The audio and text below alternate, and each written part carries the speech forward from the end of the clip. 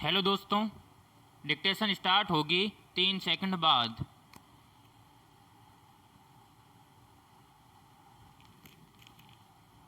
Start. पुरुषों और महिलाओं की समान भागीदारी सुनिश्चित करके ही राष्ट्र के सर्वांगीण विकास का लक्ष्य प्राप्त किया जा सकता है।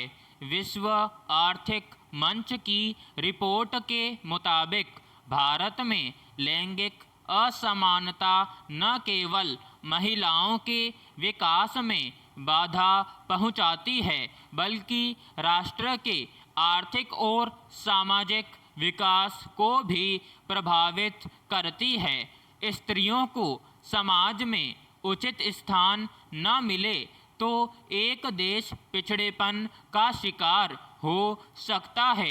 लैंगिक समानता आज भी वैश्विक समाज के लिए एक चुनौती बनी हुई है। लैंगिक समानता सुनिश्चित करना, महिला सशक्तिकरण को बढ़ावा देना, महिलाओं के खिलाफ हिंसा व भेदभाव को रोकना और सामाजिक पूर्वाग्रहों और रूढ़ियों से निपटना आधुनिक विश्व की बड़ी जरूरत के रूप में सामने आया है। आमतौर पर असंतुलित लिंगानुपात, पुरुषों के मुकाबले साक्षरता और स्वास्थ्य सुविधाओं का निम्न स्तर, पारिश्रमिक में लैंगिक विषमता जैसे कारक समाज में स्त्रियों की कमतर स्थिति को दर्शाते हैं। अगर समाज में लैंगिक भेदभाव खत्म नहीं किया गया तो संयुक्त राष्ट्र के 2030 के सतत विकास लक्ष्यों के मूल में निहित महिला सशक्तिकरण और लैंगिक समानता के लक्ष्य की प्राप्ति में हम पिछड़ जाएंगे। पैराग्राफ। किसी भी समाज में लैंगिक असमानता लोगों की मानसिकता में बदलाव लाकर ही दूर की जा सकती है। यह समझना होगा कि सामाजिक उत्थान में जितना योगदान पुरुषों का है उतना ही महिलाओं का भी है। इस संबंध में हम मिजोरम और मेघालय से सीख सकते हैं, जहां बिना किसी भेदभाव के महिलाओं को समान रूप से काम दिया जाता है। महिलाओं को सम्मान और समुचित अवसर देकर ही लैंगिक भेदभाव से मुक्त प्रगतिशील समाज की स्थापना संभव है। लेकिन विडंबना है कि लैंगिक भेदभाव खत्म करने के मामले में हम अपने पड़ोसी देशों जैसे बांग्लादेश, श्रीलंका, नेपाल और भूटान से भी पीछे हैं।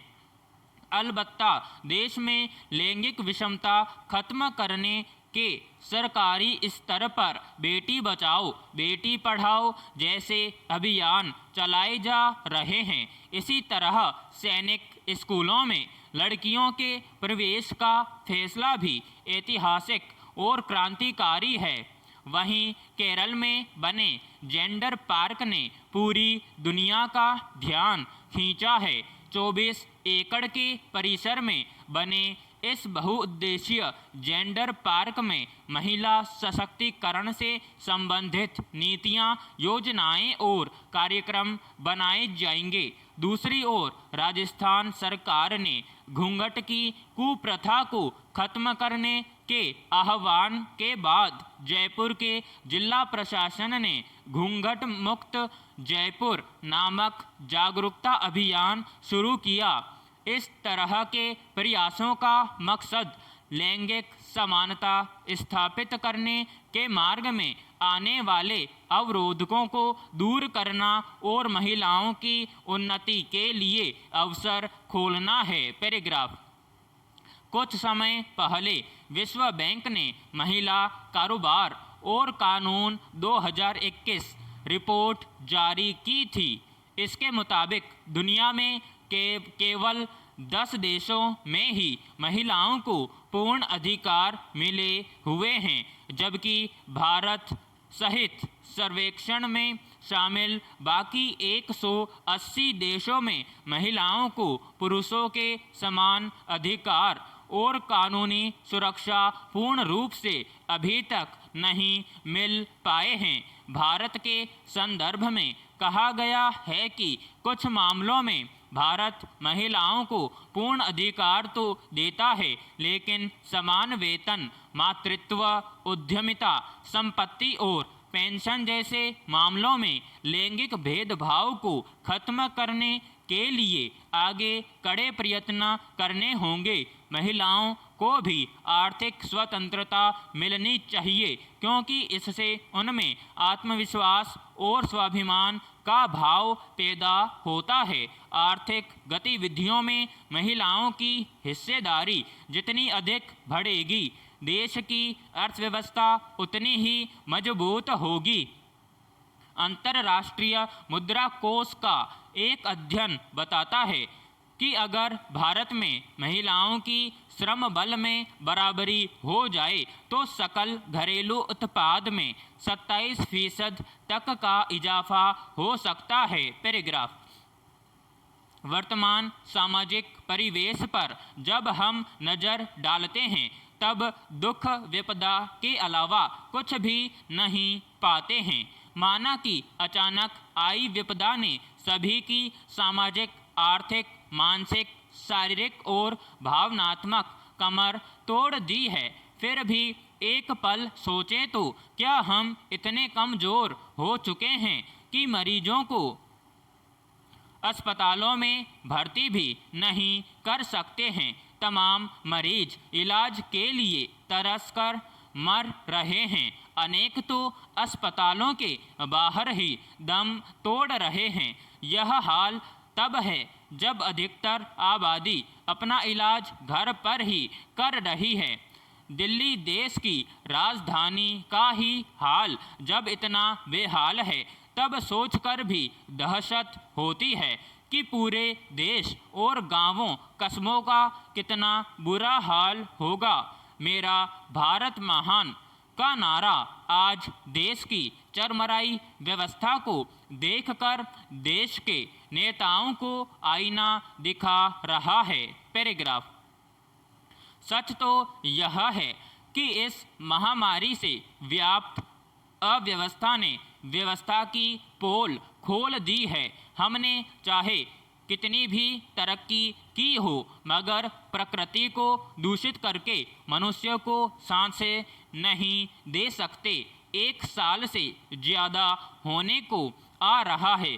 हम अभी तक संक्रमण के कम होने के बजाय और ज़्यादा भयंकर रूप से फैलते हुए देख रहे हैं।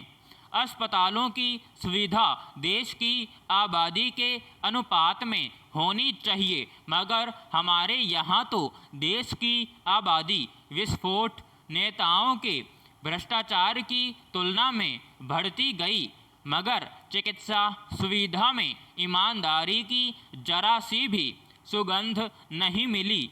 जीने की बुनियाद हवा पानी को ही हमने प्रदूषित कर डाला है। जिस देश में गंगा जैसी पवित्र नदी हो, वहाँ की जनता खरीद कर पानी पिए तो वह दिन दूर नहीं जब घर घर ऑक्सीजन सिलेंडर सांस लेने के लिए खरीदना होगा। हमें प्रकृति को दूषित करने वाले सभी विकास कार्यों और जीवन शैली से सचेत हो जाना चाहिए। पैराग्राफ। बहरहाल हमें इस विपरीत परिस्थिति में धैर्य से काम लेना ही होगा। बचाव के तमाम साधनों और उपायों को लेकर ज़्यादा सचेत होना पड़ेगा। जनसंपर्क का धर्म मोबाइल से ही निभाना होगा, नहीं तो हालात में सुधार की उम्मीद धराशायी हो सकती है। कई बार यह लगता है कि सब कुछ तबाह होते इस दौर में से निकलकर हम किसी नए युग में प्रवेश कर रहे हैं। अगर सचमुच ऐसा होगा तो यह हमारे नेतृत्व तबकों पर निर्भर होगा कि वे भविष्य का कैसा समाज हमें देते हैं और उसमें इंसानियत, भावनाओं, संवेदनाओं की कितनी और कैसी जगह होगी। सबके भीतर यह उम्मीद बची रहेगी कि पृथ्वी हर हाल में बचे, लेकिन इस पर जीव जगत के साथ इंसानी मूल्य भी बचे। विराम समाप्त।